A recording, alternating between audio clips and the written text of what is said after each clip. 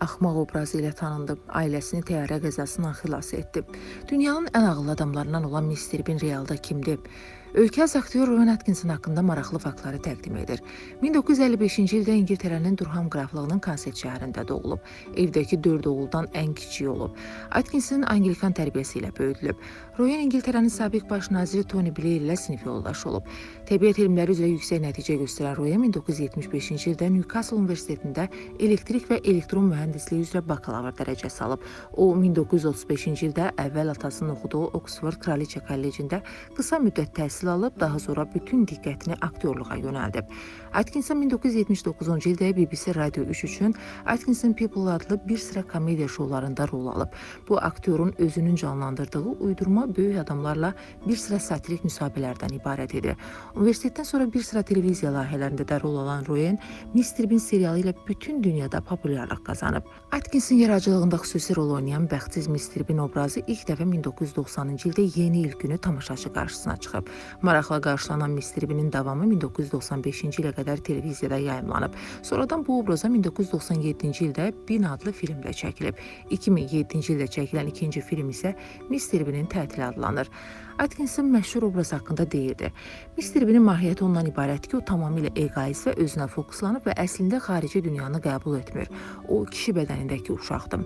Atkinson 2012-ci ildə Londonda keçirilən Yay Olimpiya oyunlarının açılış mərasimində Mister Bean obrazını nümayiş etdirib.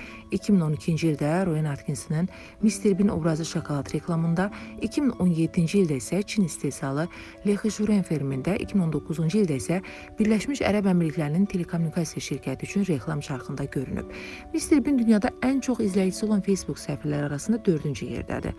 Rowan Atkinson 2014-cü ildən etibarən yayımlanan Mister Bean animasiya filmini də səsləndirir. O həmçinin Never Say Never Again, Rat Race, John English, Clipping Mom, John English Reborn, John English Strikes Again və s. filmlərdə müxtəlif obrazları canlandırıb.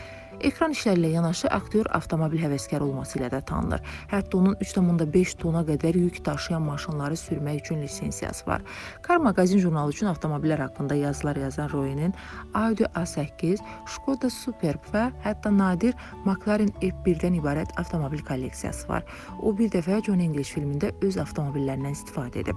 190-dan çox ölkədə insanların axmaq obrazı ilə tanıdığı aktyor dünyada ən yüksək IQ-yə sahib insanlardan biridir.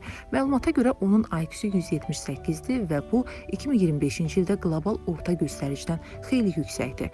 Dünyanın Mister Bean-i İngiltərədə kral ailəsinə yaxınlığı ilə bilinir. O hətta Şahzadə Charles'ın və Şahzadə William'ın toylarına da dəvət olunub.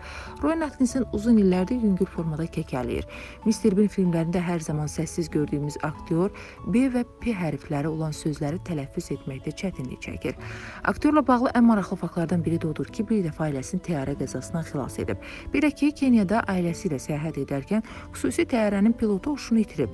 O, dərhal təyyarədə nəzarət ələ keçirib və pilotu şillələyərək oyadıb. Bu sayədə ölümdən xilas olublar. Bütün dünyada insanların sevərək izlədiyi serialın ilk adı əvvəlcə Cənab White, daha sonra isə Cənab Gül Kələmi olaraq dəyişdirilib. Sonda isə serialın Mister Bean, yəni Cənab Lobiya adlandırılmasına qərar verilib.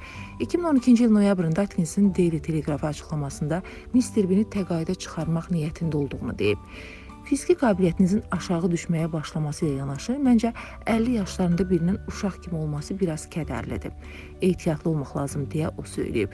2016-cı ildə isə aktyor Mister Bean obrazını heç vaxt dayandırmayacağını deyib. Atkinson növbəti John English filmində rol alacağını 2024-cü ildə elan edib.